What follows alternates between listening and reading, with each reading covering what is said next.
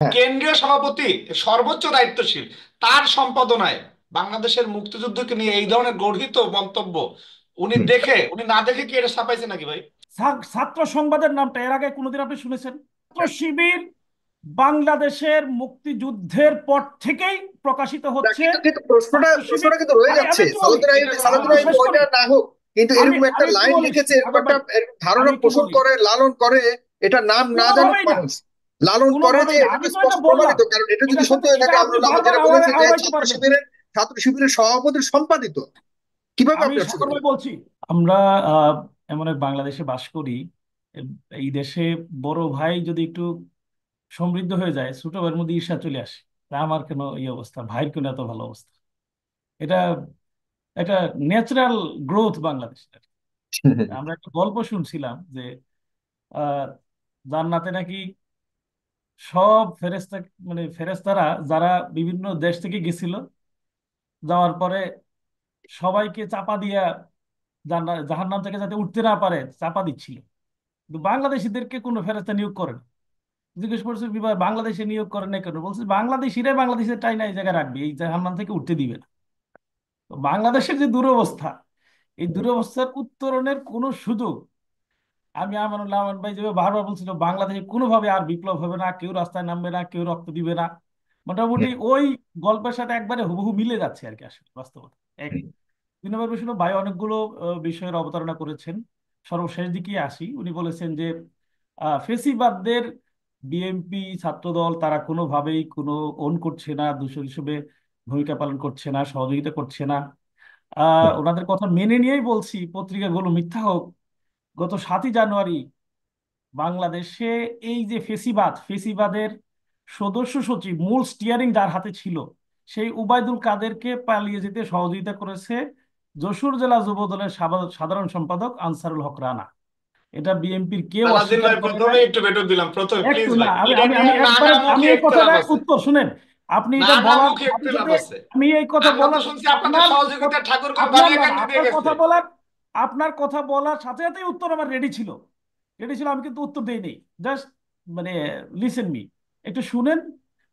মানে let me finish, আমাকে finish করতে দেন, তাহলে সুবিধা হয় আর কি, আপনার জন্য ভালো হবে, দেখবেন ক্রিয়েটিভিটি আরো বাড়বে। তাৎক্ষণিক reaction is not good for, মানে সবসময়, সবসময় ভালো না। সেটা একটু মোটিভেট করে নিজেকে চিন্তা করলে ভালো। থ্যাংক ইউ ভাই, থ্যাংক ইউ যেটা ভাই, যেটা আগান। বলছিলাম, জি, তো যেটা বলছিলাম, দর্শক চিন্তা করবে যে এই তথ্য কতটুকু সত্য, কতটুকু মিথ্যা। দর্শকরা এটা দেখছে, যশোরবাসীও দেখেছে, এবং অনেকে জেনেছে। আমি জানি আমার গাজীপুরের সবচেয়ে বড় আওয়ামী লীগার যে ছিল, সে গাজীপুরের বিএনপির কার্যনির্বাহী সদস্যের পরিবারে দীর্ঘ 1.5 মাস থেকেছে, খেয়েছে রিসোর্টে।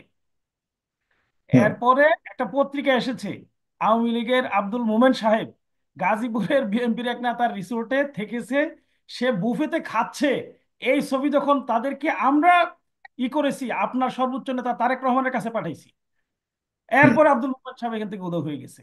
এগুলো একবারে, কিন্তু যদি একই আপনি গাজীপুরে তো, একই যদি গাজীপুরে আওয়ামী লীগের আরেক নেতাকে আপনারা আপনাদের মানে জেলে থানা নিয়ে গেছে, আমি তাকে একটু মুক্তি। সাগর ভাই শেষ করি, হ্যাঁ, হ্যাঁ, শেষ না করি, ওইটা একটু শেষ যেহেতু না করলে গাজীপুরের কথা ঝামেলা হয়ে বলেছেন, যাবে। এটাও শেষ পত্রিকাতে কথা আপনি এসেছে, মনে বলবেন, করিয়ে দিচ্ছি। আমি বলছি যে আহ, যেভাবে আমার উপর আমার হাত ভেঙে দিল, পা ভেঙে দিল, জিহ্বা কেটে দিল, এখন যদি বলেন যে এই সংসার আবার টিকবে, এটা আমার উপর কতটা জুলুম হবে একবার চিন্তা করে দেখা দরকার আসলে।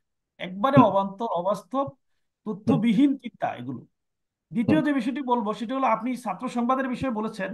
ছাত্র সংবাদের এই লেখাটি ছাত্র সংবাদ ইতিমধ্যে এখান থেকে সরিয়ে দিয়েছে, দুঃখ প্রকাশ করেছে, এবং ভবিষ্যতে দুঃখ এরকম হলে দুঃখ প্রকাশ তো পরে করেছে সাউদি আরবিয়া। হ্যাঁ, একটু যদি বলি, উনি খুব উনি খুব উনি ক্যাটাগরিক্যালি আমানকে মানে কিন্তু একটা বলেছেন, একটা কথা বলেছে, খুব আমানদা এটা সবার বলেছেন মনের যে কথা, এই বিষয়ে যে আপনাদের কোনো কোনোভাবে বক্তব্য নাই। 1971 সাল নিয়ে কোনো কিছুই টলারেট করার সুযোগ নেই। এটা বাস্তব আমি সত্য কথা, বলছি, কেউ এটা আমি নয়। সাগর ভাই বলি, কিন্তু প্রথম দিকে তো এটা বাতিল আর করবে না সাগর ভাই এমন কথা শুনেন, বলেছে। আমি বলি, আমার গা ভিজে গেছে, আমাকে তো মুছতে দিবেন, এই হুম, সুযোগ তো দিবেন নাকি?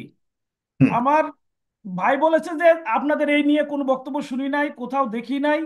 উনি নাই দেখতে পারে, কিন্তু আমি দেখাচ্ছি যে ছাত্র শিবির, ছাত্র সংবাদ সরাসরি এই লেখা প্রত্যাহার করেছে। এই হুম, ব্যাপারে যিনি দায়ী, সংশ্লিষ্ট সম্পাদককে সেখান হুম। থেকে পদত্যাগে বাধ্য করেছে, এখন আর দায়িত্ব নেই। আমি নিজে আগে ছাত্র শিবিরের আজকে সকালবেলা কেন্দ্রীয় অফিসে গিয়েছি। কিন্তু এটা তো বাতিল এই করেছে ব্যাপারটিতে পরবর্তীতে চাপের এই ফলে। ব্যাপারটিতে এই ধারণা লালন করে কিনা ছাত্র? অবশ্যই না, ছাত্র শিবির কোনোভাবেই এটা লালন করে না। আমি ছাত্র শিবিরের সাবেক কেন্দ্রীয় সভাপতি হিসেবে বলছি, হুম, মুক্তিযুদ্ধের ব্যাপারে এই ধারণা আমি লালন করি না। ছাত্র শিবির যদি এটা লালন করে, আমার ছাত্র শিবিরের সাথে জামাত ইসলামের সাথে কোনো ধরনের সম্পর্ক থাকবে না, কোনোভাবে সম্পর্ক থাকবে না। এই চিন্তা কোনোভাবে লালন করে না। কারণ কোটি কোটি টাকা আমি ছাত্র শিবিরে থাকা অবস্থায় বাংলাদেশের স্বাধীনতা সার্বভৌমত্ব রক্ষার জন্য ব্যয় করেছি। লক্ষ লক্ষ জনশক্তিকে সময়, ঘাম, শ্রম, মেধা, যোগ্যতা ব্যয় করার জন্য সভা, সেমিনার, বক্তব্য, র্যালি, মিছিল করেছি। এই ছাত্র শিবিরকে এখন যদি বলেন যে ছাত্র স্বাধীনতা হরণ সংগঠনের করেন, প্রেসিডেন্ট আইয়ুব তাহলে ভাই ছাত্র কোটি কোটি শিবিরের টাকা উপর কই কি পাইলেন মাত্রা ভাই? জুলুম করা হবে? ছাত্র শিবিরের কিন্তু ওই একটা কোটি ষোলোই কোটি টাকা ডিসেম্বর কোথায় পাবেন পেলেন না।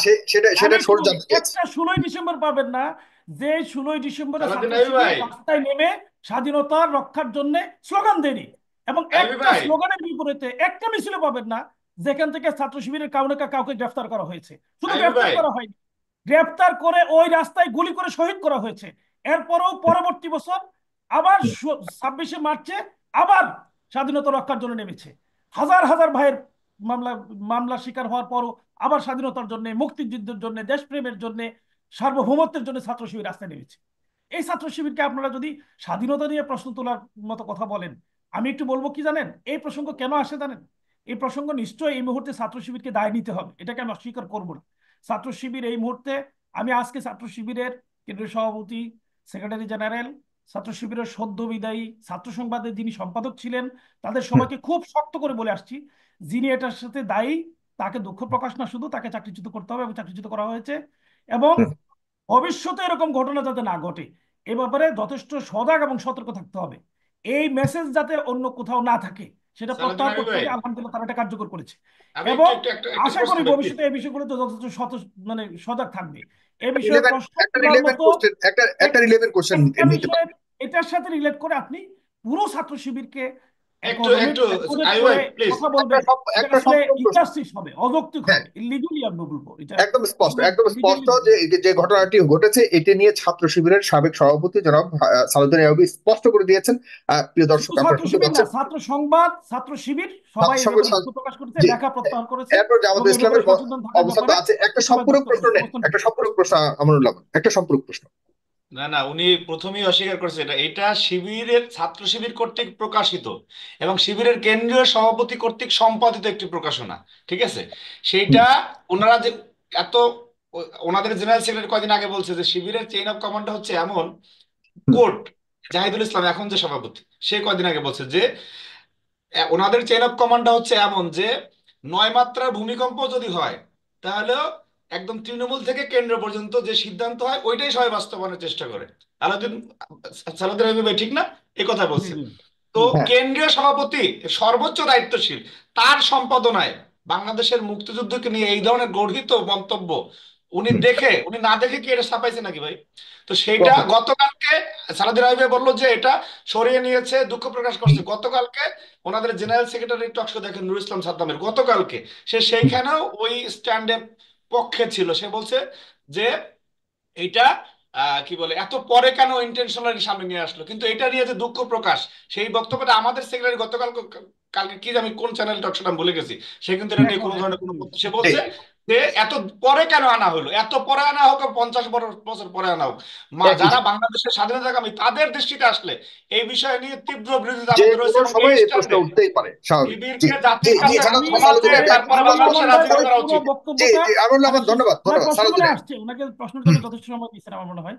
হুম, উনি আমরুল্লাহ আমান ভাই যে কথা বলেছেন, আবার আমি বলবো আপনি একটু কষ্ট করে সব বিষয় খুব ভালো করে খেয়াল করে তারপর এখানে প্রেজেন্ট করবেন। উনি যে প্রসঙ্গে বলেছে 50 বছর, ওই প্রসঙ্গের সাথে এটার সাথে কোনো সম্পর্ক নেই। আপনি এইটাকে কোট করে ওটার সাথে সম্পর্কিত করছেন, এটা আসলে যৌক্তিক না। যে হুম, আমি এরপরে যে বিষয়টা বলতে চাই, বাস্তবতা হলো যে হুম। আসলে এই প্রসঙ্গগুলো কেন হঠাৎ করে খুব হট টপিক হয়ে যায় জানেন? আপনাদের টকশো গুলো যেন ভালো ভিউ হয় এই জন্য, আর কিছুই না। টপিক, হট না টপিক না, এই আমরা যে তো যখন দেখেন, হয়, আহ, এই আহ, হট এই টপিক যে যখন হয় দেখবেন আজকে, ওই যে ভিউ ব্যবসা ভাই, শুনেন শুনেন, গতকালকে, মানে এই গত যে দুই ভিউ তিন দিন ব্যবসায়ীরা যাবত কথা বলতেছে। সব টেলিভিশনে, সব জায়গায়, সব টকশুতে ছাত্র শিবিরের ছাত্র সংবাদ, আমি সাগর বাড়ি বলি, ছাত্র সংবাদের নামটা এর আগে কোনোদিন আপনি শুনেছেন? না, এটা ঠিক, কখনো শুনিনি। কোনোদিন এটা যে শুনেছেন?